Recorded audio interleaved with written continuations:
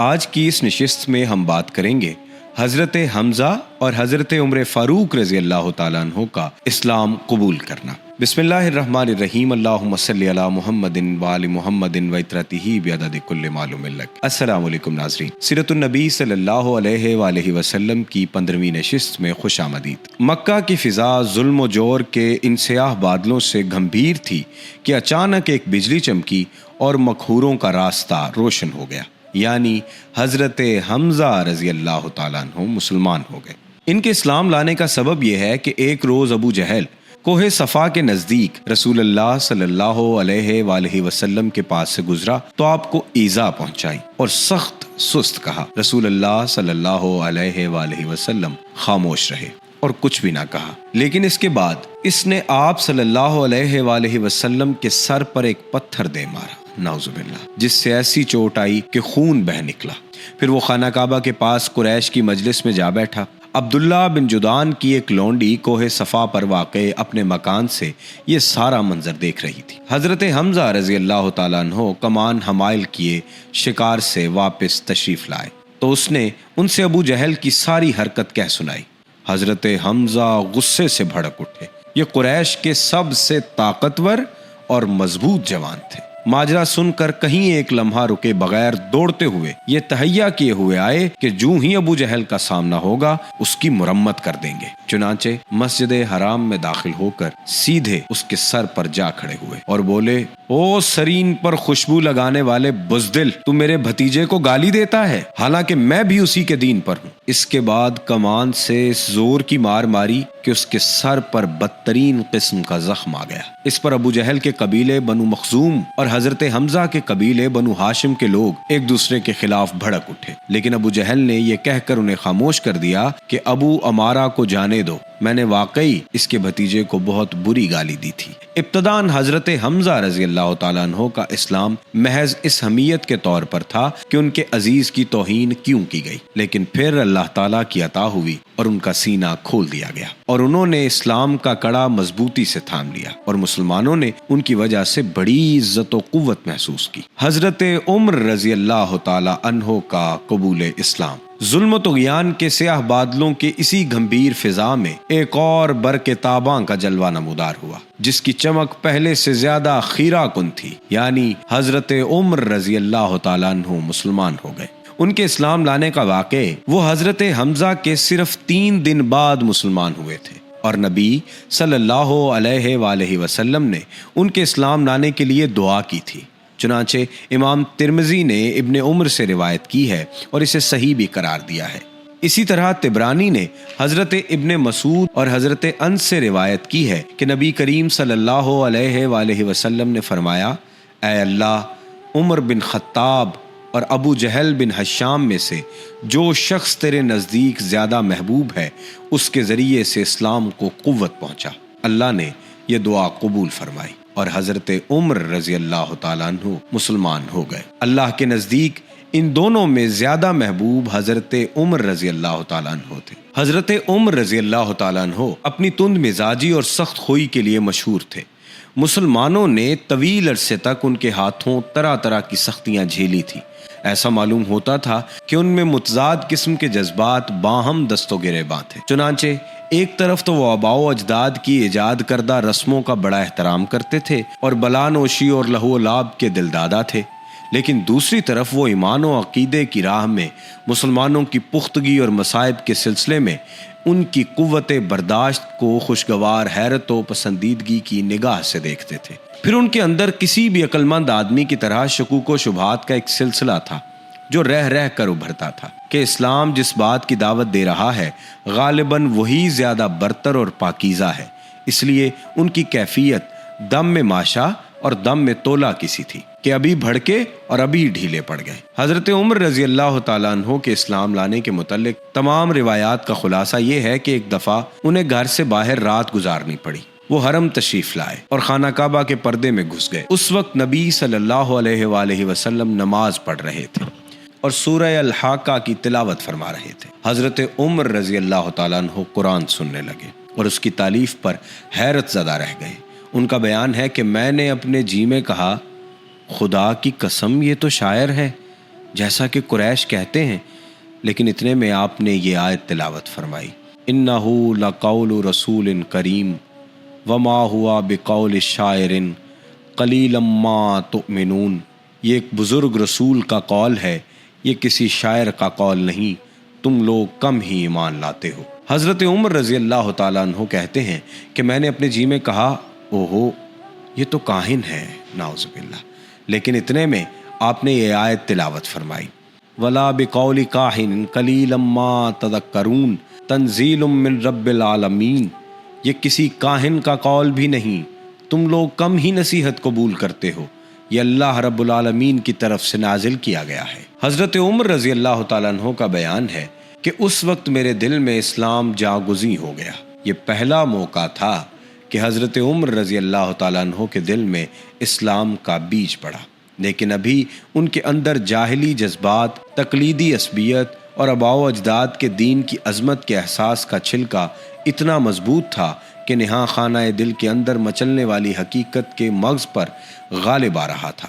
اس لیے وہ اس چھلکے کی تہ میں چھپے ہوئے شعور کی پرواہ کیے بغیر اپنے اسلام دشمن عمل میں سرگرداں تھے۔ ان کی طبیعت کی سختی اور رسول اللہ صلی اللہ علیہ وآلہ وسلم سے فرط عداوت کا یہ حال تھا کہ ایک روز خود جناب محمد رسول اللہ صلی اللہ علیہ وسلم کا کام تمام کرنے کی نیت سے تلوار لے کر نکل پڑے، نعوذ باللہ۔ لیکن ابھی راستے ہی میں تھے کہ نعیم بن عبداللہ یا بنی زہرہ یا بنی مخزوم کے کسی آدمی سے ملاقات ہو گئی۔ اس نے تیور دیکھ کر پوچھا، عمر کہاں کا ارادہ ہے؟ انہوں نے کہا، محمد صلی اللہ علیہ وسلم کو قتل کرنے جا رہا ہوں، نعوذ باللہ۔ اس نے کہا، محمد صلی اللہ علیہ وآلہ وسلم، ان کو قتل کر کے بنو ہاشم اور بنو زہرہ سے کیسے بچ سکو گے؟ حضرت عمر نے کہا، معلوم ہوتا ہے کہ تم بھی اپنا پچھلا دین چھوڑ کر بے دین ہو چکے ہو۔ اس نے کہا، عمر ایک عجیب بات نہ بتا دوں، تمہاری بہن اور بہنوئی بھی تمہارا دین چھوڑ کر بے دین ہو چکے ہیں۔ یہ سن کر عمر غصے سے بے قابو ہو گئے اور سیدھے بہن اور بہنوئی کا رخ کیا۔ وہاں انہیں حضرت خباب رضی اللہ تعالیٰ عنہ سورہ طٰہٰ پر مشتمل ایک صحیفہ پڑھا رہے تھے، اور قرآن پڑھانے کے لیے وہاں آنا جانا حضرت خباب کا معمول تھا۔ جب حضرت خباب نے حضرت عمر کی آہٹ سنی تو گھر کے اندر چھپ گئے۔ ادھر حضرت عمر کی بہن فاطمہ رضی اللہ تعالیٰ عنہ، انہوں نے صحیفہ چھپا دیا، لیکن حضرت عمر گھر کے قریب پہنچ کر حضرت خباب کی قرات سن چکے تھے۔ چنانچہ پوچھا کہ یہ کیسی دھیمی دھیمی سی آواز تھی جو تم لوگوں کے پاس سے میں نے سنی؟ انہوں نے کہا، کچھ بھی نہیں، بس ہم آپس میں باتیں کر رہے تھے۔ حضرت عمر رضی اللہ تعالیٰ عنہ نے کہا، غالباً تم دونوں بے دین ہو چکے ہو۔ بہنوئی نے کہا، اچھا عمر، یہ بتاؤ اگر حق تمہارے دین کی بجائے کسی اور کے دین میں ہو تو؟ حضرت عمر کا اتنا سننا تھا کہ اپنے بہنوئی پر چڑھ بیٹھے اور انہیں بری طرح کچل دیا۔ ان کی بہن نے لپک کر انہیں اپنے شوہر سے الگ کیا تو بہن کو ایسا چانٹا مارا کہ چہرہ خون آلود ہو گیا، نعوذ باللہ۔ ابن اسحاق کی روایت ہے کہ ان کے سر میں بھی چوٹ آئی۔ بہن نے جوش غضب میں کہا، عمر اگر تیرے دین کی بجائے دوسرا ہی دین برحق ہو تو اشہد ان لا الہ الا اللہ و اشہد ان محمد الرسول اللہ صلی اللہ علیہ وسلم، میں شہادت دیتی ہوں کہ اللہ کے سوا کوئی لائق عبادت نہیں، اور میں شہادت دیتی ہوں کہ محمد صلی اللہ علیہ وسلم اللہ کے رسول ہیں۔ یہ سن کر حضرت عمر پر مایوسی کے بادل چھا گئے اور انہیں اپنی بہن کے چہرے پر خون دیکھ کر شرم و ندامت بھی محسوس ہوئی۔ کہنے لگے، اچھا یہ کتاب جو تمہارے پاس ہے ذرا مجھے بھی پڑھنے دو۔ بہن نے کہا، تم ناپاک ہو، اس کتاب کو صرف پاک لوگ ہی چھو سکتے ہیں، اٹھو غسل کرو۔ حضرت عمر نے اٹھ کر غسل کیا، پھر کتاب لی، بسم اللہ الرحمن الرحیم پڑھی۔ کہنے لگے، یہ تو بڑے پاکیزہ نام ہے۔ اس کے بعد سورہ طٰہٰ کی تلاوت کی۔ کہنے لگے، یہ تو بڑا عمدہ اور بڑا محترم کلام ہے، مجھے محمد کا پتہ بتاؤ صلی اللہ علیہ وسلم۔ حضرت خباب حضرت عمر کے یہ فکرے سن کر اندر سے باہر آ گئے۔ کہنے لگے، عمر خوش ہو جاؤ، مجھے امید ہے کہ رسول اللہ صلی اللہ علیہ وسلم نے جمعرات کی رات تمہارے متعلق جو دعا کی تھی کہ اے اللہ عمر بن خطاب یا ابو جہل بن ہشام کے ذریعے اسلام کو قوت پہنچا، یہ وہی ہے۔ اس وقت رسول اللہ صلی اللہ علیہ وآلہ وسلم کوہ صفا کے پاس والے مکان میں تشریف فرما ہے۔ یہ سن کر حضرت عمر نے اپنی تلوار حمائل کی اور اس گھر کے پاس آ کر دروازے پر دستک دی۔ ایک آدمی نے اٹھ کر دروازے کی دراز سے جھانکا تو دیکھا کہ عمر تلوار حمائل کیے موجود ہے۔ لپک کر رسول اللہ صلی اللہ علیہ وسلم کو اطلاع دی اور سارے لوگ سمٹ کر یکجا ہو گئے۔ حضرت حمزہ رضی اللہ تعالیٰ عنہ نے پوچھا کیا بات ہے؟ لوگوں نے کہا عمر ہے۔ حضرت حمزہ نے کہا بس عمر ہے، دروازہ کھول دو، اگر وہ خیر کی نیت سے آیا ہے تو اسے ہم خیر عطا کریں گے، اور اگر کوئی برائی کا ارادہ لے کر آیا ہے تو ہم اسی کی تلوار سے اس کا کام تمام کر دیں گے۔ ادھر رسول اللہ صلی اللہ علیہ وسلم اندر تشریف فرما تھے۔ آپ پر وحی نازل ہو رہی تھی۔ وحی نازل ہو چکی تو حضرت عمر کے پاس تشریف لائے۔ بیٹھک میں ان سے ملاقات ہوئی۔ آپ نے ان کے کپڑے اور تلوار کا پرتلہ سمیٹ کر پکڑا اور سختی سے جھٹکتے ہوئے فرمایا عمر، کیا تم اس وقت تک نہیں باز آؤ گے جب تک کہ اللہ تعالیٰ تم پر بھی ویسی ہی ذلت اور رسوائی اور عبرتناک سزا نازل نہ فرما دے جیسی ولید بن مغیرہ پر نازل ہو چکی ہے؟ یا اللہ، یہ عمر بن خطاب ہے۔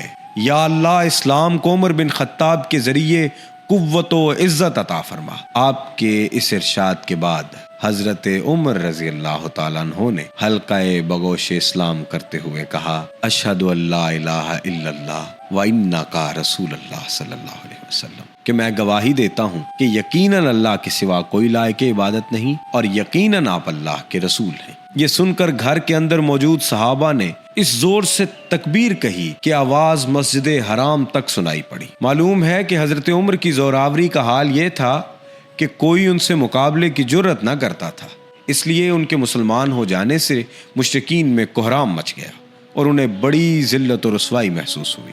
دوسری طرف ان کے اسلام لانے سے مسلمانوں کو بڑی عزت و قوت و شرف و اعزاز اور مسرت اور شادمانی حاصل ہوئی۔ چنانچہ ابن اسحاق نے اپنی سند سے حضرت عمر کا بیان روایت کیا ہے کہ جب میں مسلمان ہوا تو میں نے سوچا کہ مکے کا کون شخص رسول اللہ صلی اللہ علیہ وسلم کا سب سے بڑا اور سخت ترین دشمن ہے۔ پھر میں نے جی ہی میں کہا یہ ابو جہل ہے۔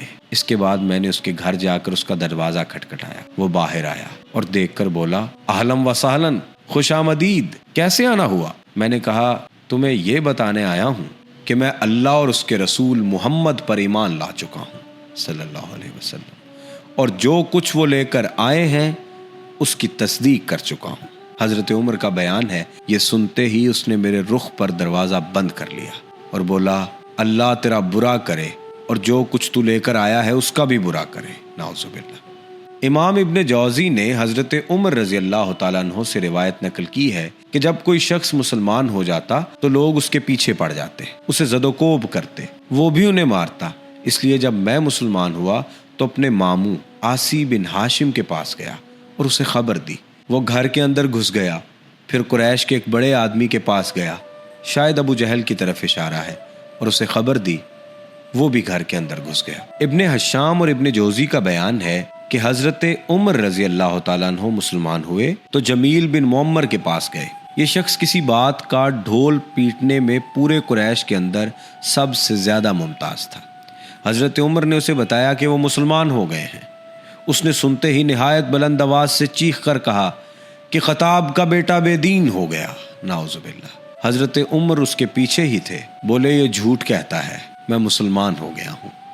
بہرحال لوگ حضرت عمر پر ٹوٹ پڑے اور مار پیٹ کرنا شروع کر دی۔ لوگ حضرت عمر کو مار رہے تھے اور حضرت عمر لوگوں کو مار رہے تھے، یہاں تک کہ سورج سر پہ آ گیا۔ اس کے بعد حضرت عمر تھک کر بیٹھ گئے۔ لوگ سر پر سوار تھے۔ حضرت عمر نے کہا جو بن پڑے کر لو، خدا کی قسم اگر ہم لوگ 300 کی تعداد میں ہوتے تو پھر مکے میں یا تم ہی رہتے یا ہم ہی رہتے۔ اس کے بعد مشرکین نے اس ارادے سے حضرت عمر کے گھر پر حلہ بول دیا کہ انہیں جان سے مار ڈالیں گے، نعوذ باللہ۔ چنانچہ صحیح بخاری میں حضرت عمر سے مروی ہے کہ حضرت عمر خوف کی حالت میں گھر کے اندر تھے۔ کسی دوران ابو عمرو عاص بن وائل سہمی آ گیا۔ وہ دھاری دار یمنی چادر کا جوڑا اور ریشمی گوٹے سے آراستہ کرتا زیب تن کیے ہوئے تھا۔ اس کا تعلق قبیلہ سہم سے تھا اور یہ قبیلہ جاہلیت میں ہمارا حلیف تھا۔ اس نے پوچھا کیا بات ہے؟ حضرت عمر نے کہا میں مسلمان ہو گیا، اس لیے آپ کی قوم مجھے قتل کرنا چاہتی ہے۔ آس نے کہا یہ ممکن نہیں۔ آس کی یہ بات سن کر مجھے اطمینان ہو گیا۔ اس کے بعد آس وہاں سے نکلا اور لوگوں سے ملا۔ اس وقت حالت یہ تھی کہ لوگوں کی بھیڑ سے وادی کھچا کھچ بھری ہوئی تھی۔ آس نے پوچھا کہاں کا ارادہ ہے؟ لوگوں نے کہا یہی خطاب کا بیٹا مطلوب ہے جو بے دین ہو گیا ہے، نعوذ باللہ۔ آس نے کہا اس کی طرف کوئی راہ نہیں۔ یہ سنتے ہی لوگ واپس چلے گئے۔ ابن اسحاق کی ایک روایت میں ہے کہ واللہ ایسا لگتا تھا گویا وہ لوگ ایک کپڑا تھے جسے اس کے اوپر جھٹک کر پھینک دیا گیا۔ حضرت عمر کے اسلام لانے پر یہ کیفیت تو مشرکین کی ہوئی تھی، باقی رہے مسلمان تو ان کے حوال کا اندازہ اس سے ہو سکتا ہے کہ مجاہد نے ابن عباس رضی اللہ تعالیٰ عنہ سے روایت کیا کہ میں نے عمر بن خطاب سے دریافت کیا کہ کس وجہ سے آپ کا لقب فاروق پڑا، تو انہوں نے کہا مجھ سے 3 دن پہلے حضرت حمزہ رضی اللہ تعالیٰ عنہ مسلمان ہوئے۔ پھر حضرت عمر ان کے اسلام لانے کا واقعہ بیان کر کے اخیر میں کہا کہ پھر جب میں مسلمان ہوا تو میں نے کہا کہ اے اللہ کے رسول صلی اللہ علیہ وسلم، کیا ہم حق پر نہیں ہیں، خواہ زندہ رہیں خواہ مریں؟ آپ نے فرمایا کیوں نہیں؟ اس ذات کی قسم کہ جس کے ہاتھ میں میری جان ہے، تم لوگ حق پر ہو، خواہ زندہ رہو خواہ موت سے دوچار رہو۔ حضرت عمر کہتے ہیں کہ تب میں نے کہا کہ پھر چھپنا کیسا؟ اس ذات کی قسم جس نے آپ کو حق کے ساتھ معبوس فرمایا ہے، ہم ضرور باہر نکلیں گے۔ چنانچہ ہم 2 صفوں میں آپ کو ہمراہ لے کر باہر آئے، ایک صف میں حضرت حمزہ تھے اور ایک میں تھا۔ ہمارے چلنے سے چکی کے آٹے کی طرح ہلکا ہلکا غبار اڑ رہا تھا، یہاں تک کہ ہم مسجد حرام میں داخل ہو گئے۔ حضرت عمر کا بیان ہے کہ قریش نے مجھے اور حمزہ کو دیکھا تو ان کے دلوں پر ایسی چوٹ لگی کہ اب تک نہ لگی تھی، اور اسی دن رسول اللہ صلی اللہ علیہ وآلہ وسلم نے میرا لقب فاروق رکھ دیا۔ حضرت ابن مسعود رضی اللہ تعالیٰ عنہ کا ارشاد ہے کہ ہم خانہ کعبہ کے پاس نماز پڑھنے پر قادر نہ تھے، یہاں تک کہ حضرت عمر نے اسلام قبول کر لیا۔ حضرت صہیب بن سنان رومی رضی اللہ تعالیٰ عنہ کا بیان ہے کہ حضرت عمر مسلمان ہوئے تو اسلام پردے سے باہر آ گیا، اس کی اعلانیہ دعوت دی گئی۔ ہم حلقے لگا کر بیت اللہ کے گرد بیٹھے بیت اللہ کا طواف کیا کرتے، اور جس نے ہم پر سختی کی اس سے انتقام بھی لیا کرتے، اس کے بعض مظالم کا جواب دے دیا جاتا تھا۔ حضرت ابن مسعود رضی اللہ تعالیٰ عنہ کا ہی بیان ہے کہ جب حضرت عمر نے اسلام قبول کیا تب سے ہم برابر طاقتور اور باعزت رہے۔ سبحان اللہ۔ ناظرین، آج کی اس نشست سے فی الحال اتنا ہی۔ اگلی نشست میں آپ سنیں گے کہ قریش کا ایک نمائندہ کس طرح سے رسول اللہ صلی اللہ علیہ وسلم کی خدمت میں حاضر ہوا۔ اپنے میزبان سید ابرار ابوالحسن کو اجازت دیجیے۔ اللہ حافظ ناصر۔